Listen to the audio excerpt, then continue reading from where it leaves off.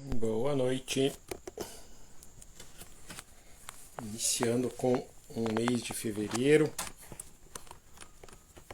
Mais um tema para o nosso Leituras e Reflexões. Só dar uma.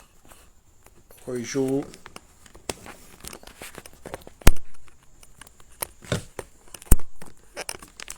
Aí, câmera arrumada agora. Tá, hoje é 7 de fevereiro de 2024. Finalmente começando o mês de fevereiro, né? Porque para muita gente foi esse janeiro interminável, né? Mas a vantagem dele é que a gente pôde explorar bastante o tema da virtude da raiva, né? Do Gandhi. Teve um pouco mais de conteúdo sobre o texto. Tá? E algum momento dentro do mês passado, né, falando sobre a virtude da raiva, né, eu mencionei em trazer aqui algum texto do yoga mesmo, que falava sobre as relações pessoais. E vai ser agora nesse mês de fevereiro. Então, nós vamos falar sobre o Sutra 1.33 agora. Tá? Nesse mês de fevereiro teremos 4 encontros, 4 quartas-feiras, dá para falar um dos itens em cada um dos nossos encontros. Então, só para contextualizar, o Yoga Sutra, tá? Digamos assim, ele foi um marco aí, né, na história do yoga, considerado um texto mais, não diria, podemos dizer que um dos mais importantes, né, dentro aí da história do yoga. Podemos dizer que o yoga só se tornou com a força que ele tem, né, até porque surgiu, né, esse texto. Através dele ele se tornou, né, uma das escolas oficiais, né, com força suficiente para se manter, né, ao longo das eras aí. E era, né, ele conseguiu ser através do Yoga Sutra, um ponto de vista, né, que ele é considerado um darshana, então ele é um ponto de vista considerado de acordo com todo o conhecimento que havia na época, na região e na cultura. Então esse é um texto bem importante. O autor dele é um tal de Patanjali, tá? Eu digo um tal de Patanjali porque ninguém sabe de verdade quem foi o autor do Yoga Sutra, tá? Como pessoa mesmo, tá? Então isso pode ser até um pseudônimo, né, de um grupo de pessoas, homem, mulheres, não se sabe exatamente, tá? Mas o que importa é o ensinamento que tem dentro desse texto. Tá? Tem alguns autores que eu gosto desse ponto de vista até, que dizem que se o seu yoga não está fundamentado e ancorado no estudo do Yoga Sutra, nem deveria usar a palavra yoga para ele. Tá? De tão importante que eles consideram esse texto, esse marco aí. Tá? Lógico que tem outros, né, estudos e conhecimentos anteriores importantes, né, onde surgiu a palavra yoga ali, né, digamos, aproximando no máximo ali no ano 1000 antes da Era Comum, isso aí, tá? Então, só com isso a gente vê que o yoga, a gente gosta de dizer que ele é milenar, né? É milenar no sentido de tem uns 2.500, 3.000 anos aí, tá? Não é milenar 5, 10 mil anos, como a gente gosta de colocar às vezes, como yoga de fato, como escola, como metodologia, como método, né, para a remoção do sofrimento. Então, o que seria um sutra, né? Estou falando um pouco antes para contextualizar também o que é esse texto. Tá? O Yoga Sutra é um texto conciso, extremamente conciso, como eram os sutras. Tá? E ele é um compilado, digamos assim, né, de tudo que havia, né, sobre yoga, digamos, e ele se organiza, então, uma compilação e uma organização que fundamenta o yoga. Né? Um sutra, ele é escrito em sutras, tá? O que quer dizer sutras? Quer dizer pequenas frases bem curtas, tá? Eram escritas em sânscrito, então elas eram muito sonoras, tá? Porque nas origens, né, da língua ali do sânscrito, dos Vedas e Upanishads, e até chegar no Yoga Sutra, tudo era decorado, né? Então precisava ser frases curtas, os textos importantes de ensino, e sonoras para que pudesse memorizar bastante, tá?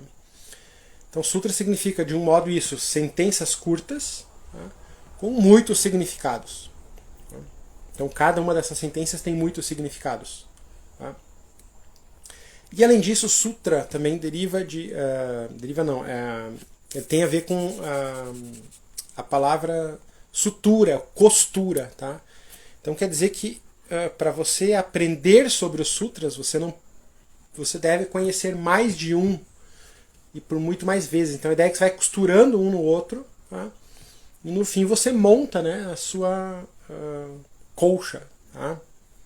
Acho que é patchwork que faz isso, né? Que você faz uns tecidos e vai costurando e depois monta um desenho com isso, alguma coisa assim, não sei bem, mas é mais ou menos isso. Tá? Então você tem um sutra que você costura no outro, costura no outro, costura no outro, e ao todo você tem um panorama geral do que é o yoga. Tá? Ou do que, do que foi as origens definidos como yoga. Tá? Então o texto do Yoga Sutra é composto de 196 sutras. Você vai dizer, nossa, é bastante, é pouco? Não é. Tá? É bem pouco, comparando aí com a Gita, que tem 700, e o Mahabharata, que tem, nossa, até 20 mil e poucos para mais lá. Tá? Então 196 é bem pouco sutras. Tá? Que é uma coisa que, se você for ler os sutras, né, uma tradução ali, você lê muito rápido. Imagina que dá 196 sutras, vai te dar no máximo umas 400 linhas, tá? É muito rápido para ler. Né? Só que a ideia desses textos também não é você ler, é você ler comentários desses textos, tá? Que vem ao longo de gerações também se aprimorando. Então, o que nós vamos fazer hoje? Nós vamos pegar um desses sutras, tá? Que é o Sutra 1.33. Tá? Quem teve aula comigo esse último ano, a gente já estudou, já falou desse sutra. Vamos falar de novo, porque eu acho importante. Tá? E agora compartilhando com mais pessoas também, não só nas aulas de yoga. Tá? Nós vamos falar de um dele, 1.33, com comentários de um autor, tá? Que é o Osho. Tá? Muita gente deve conhecer. Se não, dá uma pesquisada ali, Osho, quem é ele. E por que eu escolhi ele como comentarista para a gente fazer o Leituras e Reflexões? Tá? Porque ele tem bons comentários sobre o Yoga Sutra, longos comentários sobre o Yoga Sutra, bons e longos. Tá?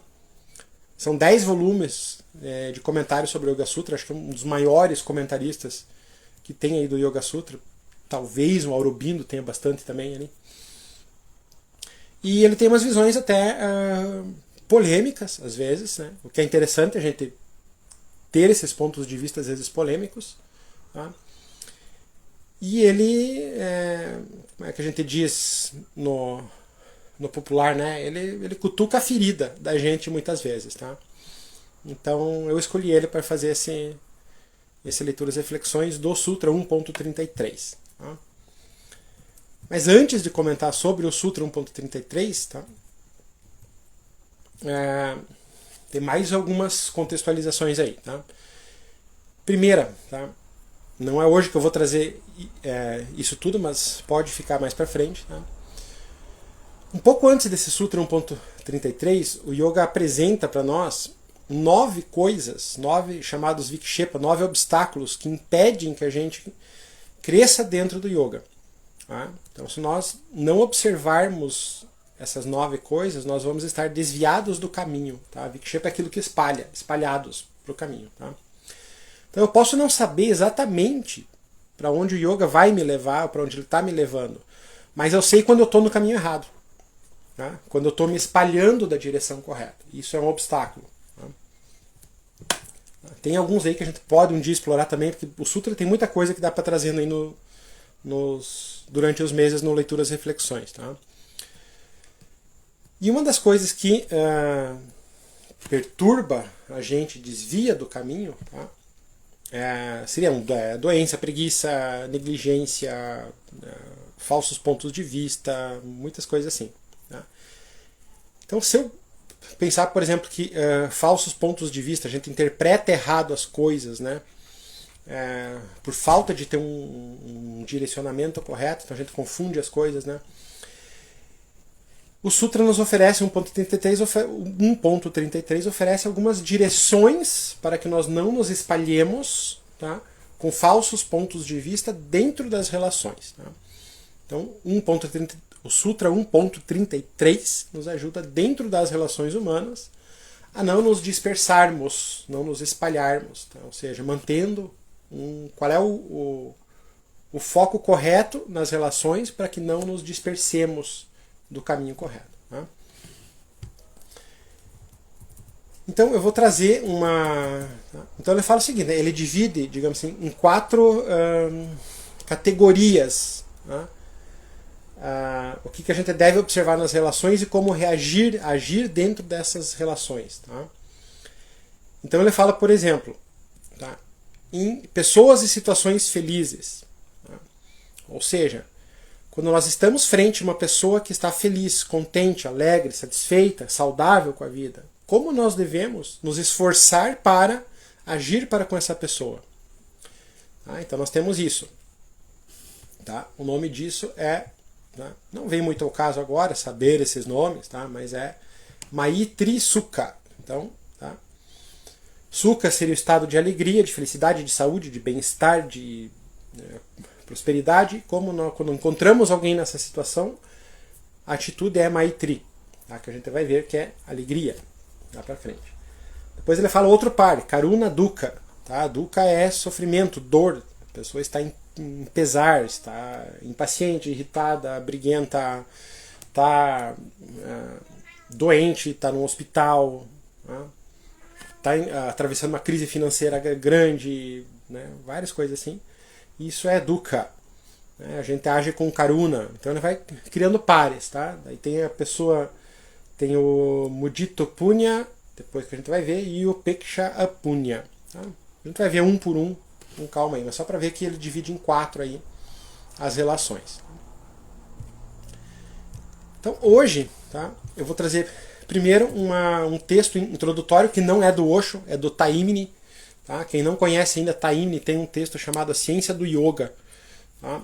Que é um dos textos mais...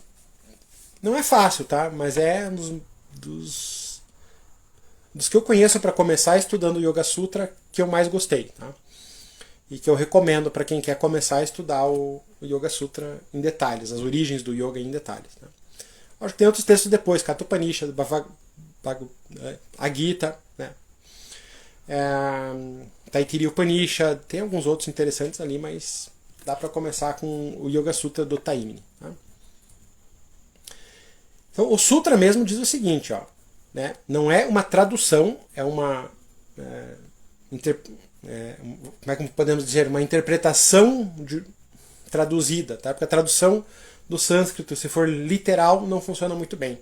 Tá? Funciona para recitar, então a gente traduz palavra a palavra e depois monta uma frase em cima disso. Tá? Então diz assim, as perturbações da mente tornam-se brandas ao se projetar atitudes de simpatia, compaixão, alegria e indiferença, respectivamente para com alegria, miséria, virtude e vício. Então ele fala, a ideia é o quê? Abrandar as perturbações da mente nas relações humanas. Tá? Como? Projetando simpatia, compaixão, alegria e indiferença. Com quem? Com alegria, miséria, virtude e vício. Tá? Então a gente vai estudar esses parezinhos. Então tem os pares aqui, né? Simpatia com alegria, compaixão com a miséria, alegria com a virtude e indiferença com o vício. Tá? O que mais chama atenção depois, nossa, atitude de indiferença, como é que pode isso, né? Tá falando em crescimento espiritual e algumas coisas assim, e fala em indiferença, né? Já vamos chegar lá. Então, eu vou começar aqui com a introdução do Taimni. Tá? Então, ao dar uma série de exercícios para superar Vikshepa, ou seja, os obstáculos para que nós não nos espalhemos, né? Então existem várias recomendações ali que nos ajudam disso. Uma delas é esse sutra aqui. Então, ao dar uma série de exercícios para superar Vikshepa, o autor começa com sutras cuja relevância em relação ao assunto considerado às vezes não é muito claro. Isso aqui é geral no Yoga Sutra, tá? Então às vezes as coisas não são muito claras, mas conforme você vai costurando um no outro, eles vão ficando claros. No sutra que estamos considerando, Patanjali define a atitude correta do aspirante a yogi nos vários tipos de situações que podem surgir em seus relacionamentos com aqueles entre os quais convive. Então, olha, primeiramente, né, o Patanjali chama, não Patanjali, os comentaristas, né, do Patanjali falam que enquanto nós estamos ainda patinando com essas coisas, nas relações e nos obstáculos ali, nós ainda somos aspirantes a yogi. Né? Por mais que a gente goste de falar, eu pratico yoga, eu sou do yoga, eu sou um yogi, né? Nas origens nós seríamos considerados aspirantes ainda a yogi. Tá? Enquanto nós estamos perturbados com a nossa mente nas relações e com a preguiça e com várias outras coisas aí. É tudo bem catalogado, tá? Então, isso é uma coisa que o Samkhya tem muito, que é uma linha próxima ali, tudo bem, 9 isso, 5 aquilo, 8 aquilo, tudo contado parece, tá? Então, seguindo, uma das maiores fontes de perturbação para a mente são nossas reações descontroladas ao nosso ambiente, ao que as pessoas fazem ao nosso redor e as condições agradáveis ou desagradáveis em que nos envolvemos. O indivíduo comum reage a estas coisas de modo aleatório. Ou seja, um dia de um jeito, outro dia do outro, ninguém sabe como é que essa pessoa vai reagir. Tá? Ou de acordo com seus caprichos e humores momentâneos. Tá? É aleatório. Conforme está meu humor, eu reajo de um jeito, conforme está meu humor, eu reajo de outro jeito. Tá? Então parece que tudo é meio aleatório em nossas reações. Como resultado, né, esse indivíduo é constantemente perturbado por todos os tipos de emoções violentas. Falta ao indivíduo comum um princípio bem definido para a regulação dessas reações, especificamente aqui dentro dos relacionamentos. Tá? Isso é uma coisa que sempre me chamou a atenção. Tá? Que bom que existem esses sutras, essas coisas para isso, tá? Porque eu dou exemplo sempre, né? Por exemplo, né? A gente faz uma faculdade, né? Para quem não sabe, deixa eu pegar minha água aqui.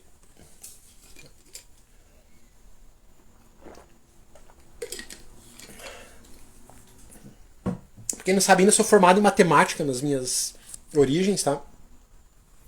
No ano de 1997, né? Faz tempo, eu entrei no curso de matemática, me formei em 2002, fiz mestrado depois, tá? Em matemática aplicada.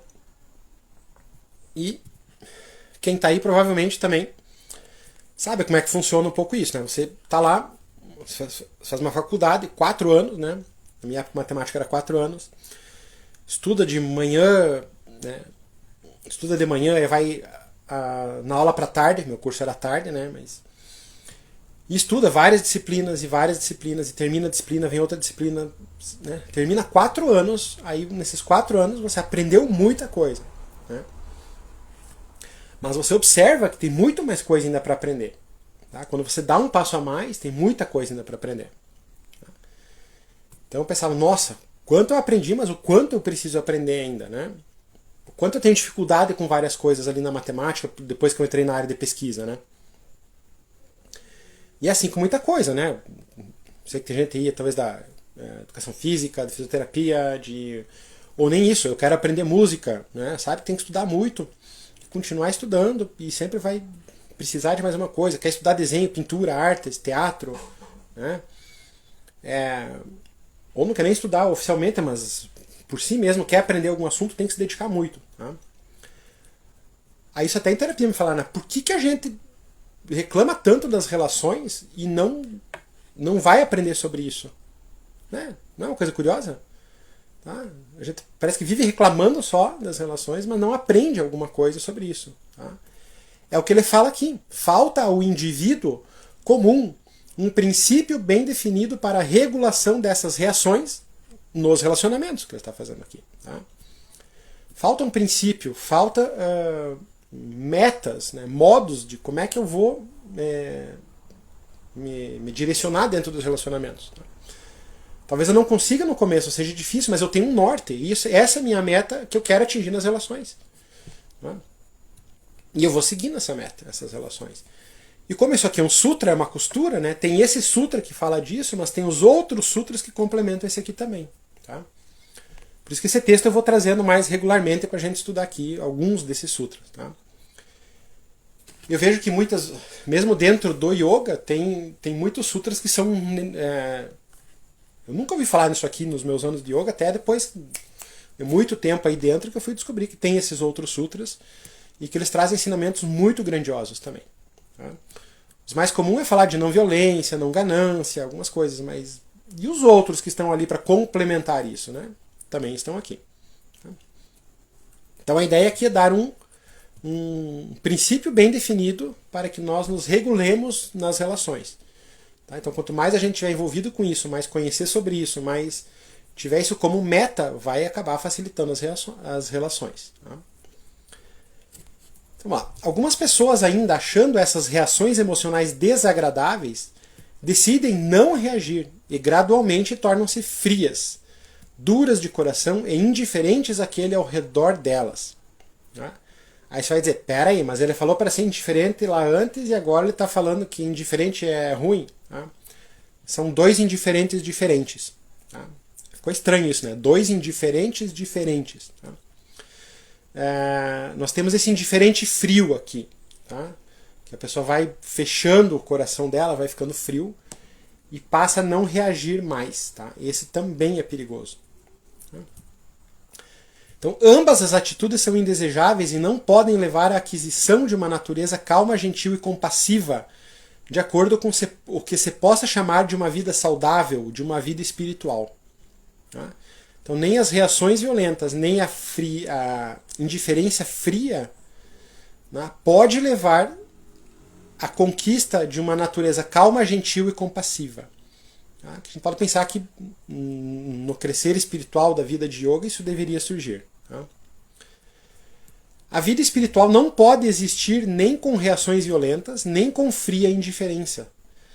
Ela requer ações reguladas por motivos mais elevados e bem definidos. Tá? Então aqui, nesse caso, quais seriam os motivos mais elevados e bem definidos das relações? O que vai nos guiar nas relações? Tá? Para atingir juntos esse mais elevado. Tá? E relação ela pode ser com quem você convive. Tá? Não precisa ser necessariamente seu companheiro de vida, seu companheiro de vida. Pode ser seus pais, suas mães, seus filhos, seus empregados, seu patrão, seus colegas de trabalho. Tá? Porque... né, às vezes até mais, a gente convive mais com colegas de trabalho, né? Quem trabalha especialmente aí 8 horas por dia ou mais, né? Convive muito mais às vezes com gente, com colegas de trabalho do que com o pessoal de casa, né? Então é muito válido esse sutra aqui, tá? Então, vamos lá. O ponto a ser observado aqui é que o desenvolvimento de um ser que é insensível à natureza, que é indiferente à felicidade e sofrimento do outro, não é solução real do problema do desequilíbrio mental e da ausência de perturbações. Além disso, tanto no caso da reação violenta como da insensibilidade, existe um sofrimento incalculável sendo gerado para si mesmo e para os outros. Tá? Então, quando ocorre reação violenta ou insensibilidade, é porque ainda não está tão firme, né, dentro dos princípios. Mas se você já conhece esses 4 princípios aqui, essas sugestões, ajuda, porque você sabe, né, aonde que deu o problema. Né? Inclusive eu lembrei, como nós vamos entrar em Osho, no Osho depois, né, tem uma frase dele que eu adorava, assim, uma conversa dele que ele dizia o seguinte, né, que é, digamos assim, se você tem esses princípios, tá, essas metas, quando dá errado alguma coisa, tá? Ele dizia assim, quando está cheirando mal, né, alguma coisa, e você tem essas metas, é bom, é ótimo que você perceba que está cheirando mal, porque você sabe de onde está vindo o cheiro. Tá? Porque você tem as metas e não consegui seguir elas ainda. Tá aqui, vou me corrigir. Tá? O problema é dizer, então, a gente devia ficar muito feliz quando percebe que errou, mas tem os princípios. Tá? O difícil, ele diz, é quando a gente não tem essas metas, esses princípios reguladores, que daí começa a cheirar mal e você não sabe de onde que vem. Tá? Então você começa a procurar em tudo que é lugar, andar em tudo que é lugar, e tá levando a sujeira junto e tá fedendo cada vez mais por tudo que é lugar, tá fedendo você, os outros, aonde você vai. Tá? Então ter os princípios reguladores, tá, não é motivo de se culpar quando quando não conseguimos seguir eles. Mas é de alegria, porque nós temos os princípios que me dizem, errei, me desviei do caminho, agora volto, tenho para onde voltar. Tá? Então essa é a ideia desses princípios.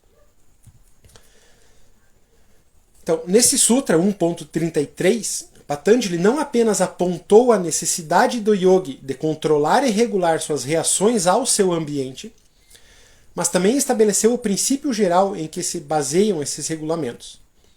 Esse princípio é, naturalmente, derivado das leis da psicologia e experiências práticas em lidar com o problema de ajustar nós mesmos ao nosso ambiente. Ele assegura ao yogi tanto o equilíbrio da mente quanto a liberdade dos emaranhados que precisa ser... Deixa eu ver aqui. Tá? Esses princípios asseguram ao yogi o equilíbrio da mente, tá? E o livram dos emaranhados que ele precisa para a busca constante do objetivo.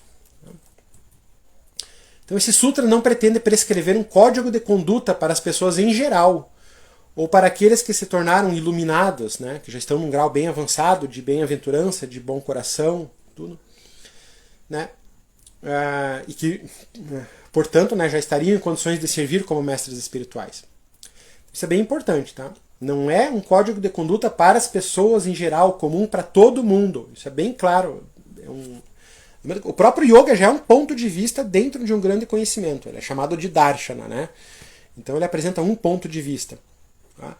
Então aqui dentro esse sutra ainda está dizendo, isso aqui não é um código de condutas, diretrizes para todas as pessoas do mundo em geral. Tá? Ele é um código de conduta recomendado para o aspirante a yogi, para aquele que quer se aprofundar no mundo do yoga, no mundo espiritual, no mundo do caminho espiritual. Tá? É para aquele que está empenhado na busca de um objetivo de uma natureza extraordinariamente difícil, que não pode se dar ao luxo de desviar sua energia com o propósito de reformar outros. Tá?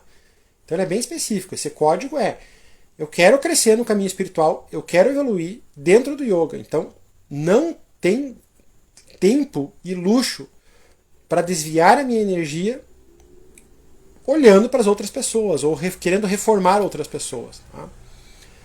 Tá, isso é legal, a gente fala muito disso, não vou olhar para o outro, né, não vou querer resolver a vida do outro, tá? Mas depois desse sutra aqui nós vamos ter alguns princípios que vão dizer aonde que a gente está interferindo ou não, tá? Porque a gente sempre vai poder classificar essas coisas, tá? De forma mais fácil.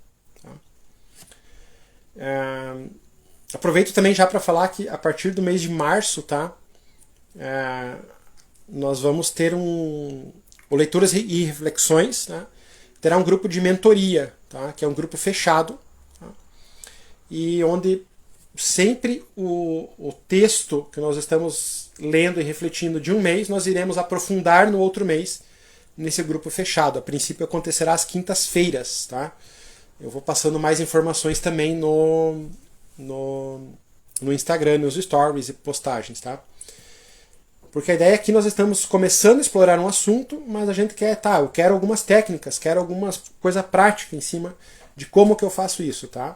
Daí a gente vai explorar isso mais nessas mentorias que vão acontecer a partir de março agora, regularmente, todo mês, tá? Vou passando mais informações no decorrer do mês e nos stories do Instagram, tá? Então, de acordo com algumas tradições espirituais, o trabalho ativo para a regeneração espiritual dos outros vem depois que uma pessoa ganhou pelo menos um certo grau de regeneração espiritual pessoal e domínio de si mesmo. Que frase grande, né? Então, eu vou me dedicar na regeneração espiritual dos outros somente depois que eu já atingi um certo grau de regeneração espiritual e domínio de mim mesmo. Ele não fala em nenhum momento, isso é um equívoco que a gente comete, que é um falso ponto de vista que o Patanjali fala, tá? Que achar que quem está nesse caminho espiritual, né, regenerando outros já, é alguém perfeito também. Tá? Não tem isso também. Essa pessoa já andou um bom tempo no caminho, mas ela tem ainda os deslizes dela, que são os 9 obstáculos que todo mundo tem. Tá? E domínio de si mesmo também. Então a gente precisa ter já um grau de regeneração espiritual e domínio de si mesmo para poder estar com os outros. Tá? Quem vai ajudar isso, a definir isso também, é esse sutra depois, olhando item por item. Tá? Então, se sairmos para reformar os outros enquanto nós mesmos estamos presos a todos os tipos de ilusões e limitações, provavelmente não teremos muito sucesso em nosso empreendimento. E podemos comprometer seriamente nosso próprio progresso. E eu diria daí também, né, comprometer seriamente o progresso do outro. Tá? Então a gente vai ver bem em detalhes esses 4 tipos de relações e vai ficando mais claro isso aí. Tá? Então, se sairmos para reformar os outros, né, isso é bem interessante, né? Quantas vezes a gente não quer reformar o outro, dar pitaco na vida do outro, dizer para o outro que ele tem que fazer, como tem que fazer, e um monte de coisa assim, tá? Isso é reformar o outro. Tá? Novamente, como é sutra, né? A gente costura com outros sutras, né? Tem alguns sutras que vão dizer que se eu desejo reformar o outro, isso é uma violência. Também tem um sutra que diz que se eu desejo reformar o outro, isso é um modo de roubo. Tá? Então, tá? A gente vai costurando ao longo do tempo aí. Tá? Então hoje vamos ver que eu acho que dá pra gente estudar o primeiro, que é alegria para com os virtuosos. Tá? Já vamos começar com os virtuosos para ver que se a gente age de forma equivocada com os virtuosos, quem dirá com o resto? Né? Então vamos lá. Então ele fala em mudita punya. Tá? Então existem pessoas que têm, digamos, punya, que estão no estado punya. Ou seja, elas têm virtudes, ela tem qualidades excepcionais, tá? E elas têm pureza de intenção dentro dessas qualidades dela. Tá? Ou seja, não está usando essas qualidades, essas virtudes para prejudicar ninguém, pelo menos nas intenções, então pureza de intenções. Tá? E ela tem vários resultados já dessas virtudes, você consegue perceber nela essas virtudes. Tá? Isso é punya. Tá? O que é a recomendação do outro para com punya? Então eu encontro alguém punya, estou em contato com alguém punya. Qual é a atitude bacana para eu ter, que vai me fazer crescer e não me desviar do caminho? É felicidade, apreciação. Então eu aprecio alguém virtuoso. Tá? Encantamento, eu me encanto com alguém que tenha virtudes, que tenha pureza de intenções. Eu sinto satisfação de estar perto de alguém assim. Tá? Então, o texto diz o seguinte. Quando você sente... Agora é o texto do Osho, tá? Quando você sente que alguém é um ser virtuoso, a atitude comum é que ele deve estar enganado. Como alguém pode ser mais virtuoso do que você? Por isso, tantas críticas acontecem, tá? Para com alguém que é virtuoso.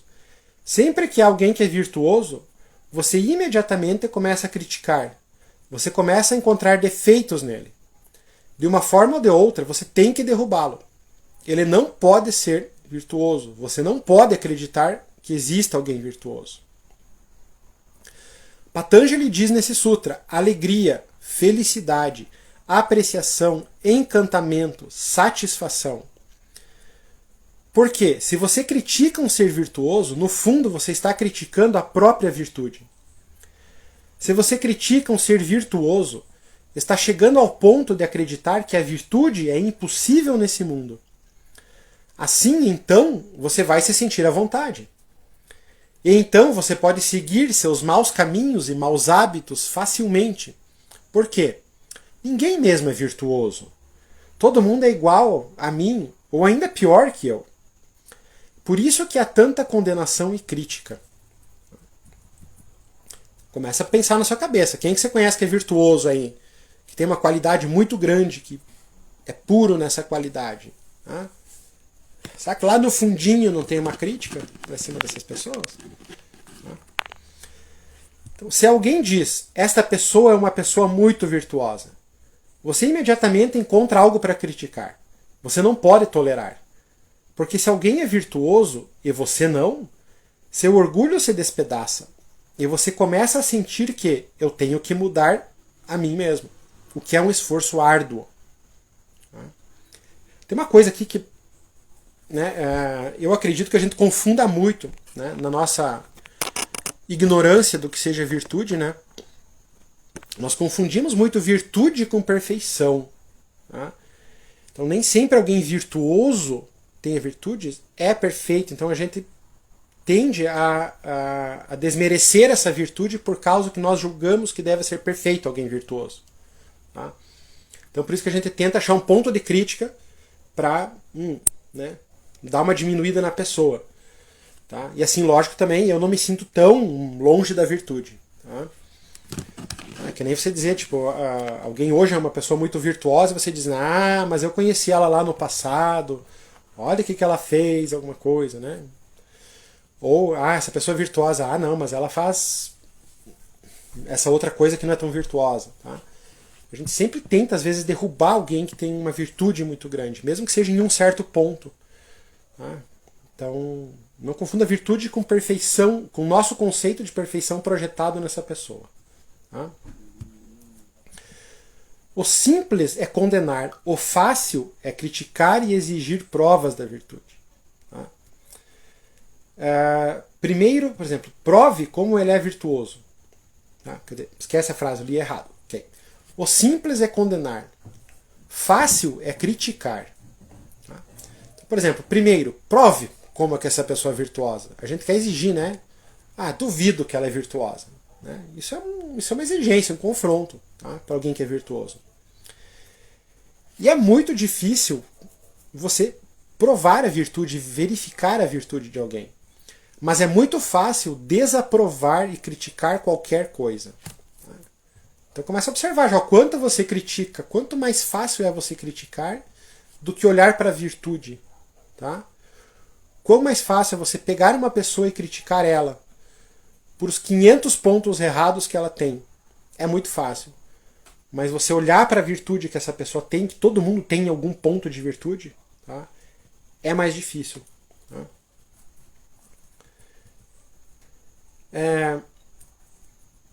Deixa eu passar aqui. Tá, ok. As pessoas acreditam no negativo facilmente. Tá? Porque refutar, encontrar evidências contrárias à virtude é muito fácil. Tá? Eu lembro que na matemática a gente chamava de contra-exemplo, né? Que é o seguinte, a gente quer verificar que uma coisa é verdade, né? Mas se a gente encontra um ponto contrário, essa coisa não é verdade. Tá? Nas exatas isso funciona muito bem, tá? Na matemática, nas engenharias, né? Mas no relacionamento humano isso não funciona tão bem, tá? Que é esse caso, né? Como se eu pegasse, essa pessoa é virtuosa. Não, mas ela tem um pontinho que não é, então ela não é virtuosa. Né? Não é bem assim. Tá? Então a gente tenta achar 500 pontos de crítica para mostrar que a pessoa não é virtuosa. Por que eu tenho que mostrar que a pessoa não é virtuosa? Por que não, né, me encantar com aquele ponto de virtude daquela pessoa? Tá? Em vez de ficar tentando derrubar ela o tempo todo. Tá? Por isso que leva sofrimento para si mesmo, porque, né, eu costumo dizer, né, você é uma pessoa que vai morrer sozinha, né, mesmo com um monte de gente, porque tá sempre querendo derrubar a virtude da outra pessoa. Tá? Nesse caso aqui, a gente vai ver outros ali que também que dá para chegar nisso. Tá? Então, acreditar no negativo é fácil. Tá? Encontrar evidências contrárias à virtude é muito fácil. Mas para a virtude não tem evidências. Por isso que é difícil. Tá? Aí ele pergunta aqui, Osho, né? Foi possível verificar a virtude de Cristo? É possível verificar a virtude de um Buda? Né? Como é que você vai verificar realmente que Cristo é amor ou que Buda é compaixão? Tá? Não tem. É uma coisa de presença, de sentimento. Né? Mas ele diz, em poucos segundos ficou provado que Cristo era um pecador, um vagabundo e rapidamente foi condenado e crucificado. Tá? Ou seja, o negativo sempre é acreditado facilmente, porque também está ajudando seu próprio orgulho. Então a gente, né, acentua o negativo também, porque o meu próprio orgulho está preservado. Né? Tipo, nossa, eu não sou tão mal também, não sou tão ruim, né? Então, né, não preciso me transformar tanto assim. Né? Então o positivo dificilmente é acreditado, a virtude dificilmente é acreditada. Tá? Pelo nosso próprio orgulho. Você pode dizer não sempre que houver virtude, mas você não está prejudicando o virtuoso. Você está prejudicando a si mesmo e as pessoas que estão à sua volta também não virtuosas ali. Mas o virtuoso mesmo, ele segue virtuoso. Essa é uma característica da virtude. Você é autodestrutivo. Você está, de fato, cometendo suicídio lentamente, envenenando a si mesmo. Quando você diz que essa pessoa não é virtuosa, o que você está de fato criando? Ou quando você pega uma pessoa virtuosa e tenta encontrar vários pontos nela para derrubar ela, para mostrar que ela não é tão boa assim, não é virtuosa, o que você está de fato criando? Você está criando um ambiente na qual passará a acreditar que a virtude é impossível. E quando a virtude é impossível, não há necessidade de tentar ser virtuoso. Tá? E olha que interessante, né? A gente não fala tanto. A gente pede, né, para Deus e para a espiritualidade, né, que abençoe, né? Ou seja, isso são virtudes, a virtude da misericórdia, que nós tenhamos a misericórdia divina nas nossas vidas, né? Mas quando a gente encontra um ser virtuoso, a gente critica. Então, de fato, a gente não está acreditando que seja possível a virtude. Tá? Eu encontro alguém aqui na Terra misericordioso, eu tento derrubar essa pessoa, por que eu vou pedir para Deus ser misericordioso? Não faz nem sentido se a virtude da misericórdia eu não acredito que existe. Tá? Então Osho diz, né, isso, né? Você está criando um ambiente no qual passará a acreditar que a virtude é impossível. E quando a virtude é impossível, não há necessidade de tentar. Então você cai no vício e se estabelece nele, ou seja, você passa a morar no vício. Tá? E o vício é o outro ponto que nós vamos estudar nesse mês. Tá? O que é o ponto do vício ali? Então ele disse, cuidado, que se você critica muito o virtuoso, você cai no não virtuoso. Tá? Então o crescimento para você se torna impossível. Você gostaria de se estabelecer na virtude, mas está tão acomodado na miséria que é difícil. E da onde que vem essa miséria? Da crítica da não virtuosidade. Tá? No tentar derrubar aquilo que é virtuoso. Tá? No olhar para aquilo que é não virtuoso nas pessoas. Tá? Este acordo que você tem com você mesmo, né, tem que ser quebrado. Você tem que ser forte. Onde quer que você encontre a virtude, alegre-se, aprecie. E eu coloquei aqui, aprecie sem moderação, né? Encante-se, sinta-se satisfeito. Assim você será replantado em um plano superior. Tá? Então anota essas palavras que é importante. Né? Encontrou alguém virtuoso, ou um ponto virtuoso em alguém, uma qualidade excepcional em alguém, tá? Que você vê que ela atua com pureza nisso, sem como é que é? Intenções, segundo as intenções por trás, tá? Sem intenções maldosas por trás dessa qualidade dela. Tá? Alegre-se com essa pessoa. Aprecie esse ponto dessa pessoa. Encante-se com esse lado dessa pessoa. Sinta-se satisfeito por ter conhecido esse lado dessa pessoa. Tá? E isso vai te fazer não cair no vício. Tá? Já deu um bom tempo hoje, tá? Vamos ficar por aqui. Tá? Demorou um pouco mais por causa dessa introdução hoje aos sutras, mas eu espero que... Eu gosto muito desses sutras, eu acho que vários sutras são negligenciados tanto dentro do yoga quanto dentro de outras linhas que o conhecem. Tá? E eu acho que ele traz ensinamentos valiosos e direcionamentos valiosos para as relações pessoais. Tá? Então que vocês nessa semana possam observar, sabe? Coloque-se como meta, observar a virtude das pessoas. Tá? Que virtudes você vê nessa pessoa, que virtudes você pode acentuar nessas pessoas. E observe o quanto você tenta derrubar a virtude, né, das pessoas que estão à sua volta. Tá? É só observação. Coloque essa diretriz na sua mente, tá? E observe. É só isso. Tá? Porque acontece uma coisa interessante. Tá? Espera um pouco aí, vou tomar água. Fato neurocientífico aí. Quando você coloca uma meta de observação, por exemplo, vou agir com apreciação para com a virtude. Tá? Se você coloca essa meta, isso é como se fosse no yoga um sankalpa, para quem já ouviu algumas aulas atrás aí. Tá? Tem áreas no cérebro que ligam e elas ficam, opa, né, aqui tem uma meta. Isso aqui precisa ser observado durante um bom tempo. Tá? Tudo que você faz no dia vai ficar com esse alerta ligado. Tá? E provavelmente você vai começar a observar o quão longe você está de apreciar a virtude. Tá? Aí vem aquilo que eu comentei no começo do Osho, né? Aí provavelmente vai vir uma coisa de culpa, né? Nossa, o quanto eu tô derrubando a virtude, quanto longe eu tô da virtude. Começa a chorar, o que eu faço, né? Fique feliz que você tem agora uma regra, uma meta para você poder seguir e voltar para os trilhos, tá? Esse que é o ponto desse sutra. Como voltar para os trilhos nas relações pessoais. Tá? Então, por hoje é isso, tá?